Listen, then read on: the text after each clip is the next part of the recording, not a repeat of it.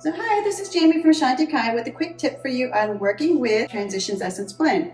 So Transitions is one of my favorite essences for breaking non-beneficial habits. And one of the ways I like to work with this blend is for breaking cravings for sweets that I know are not healthy for me. I like to work with the drops and put the drops in my water, especially before I go to a yoga class or go out for a walk or something where I'm not going to be thinking about it, or to apply it directly over my forehead, temples, base of skull, but especially like my extremities, my arms and leg, because those are the areas that move. And what are we talking about with transitions blends? We're talking about moving from one phase to another, making a transition or a shift. This can be really good for inspiring gentle change when you use it before you go and you do something else where you're active. Your mind isn't focused on change. Most successful change comes from the subconscious, right? They say your conscious mind is only between 4 and 6%. Your subconscious is 94 to 96% or even more, your subconscious and unconscious.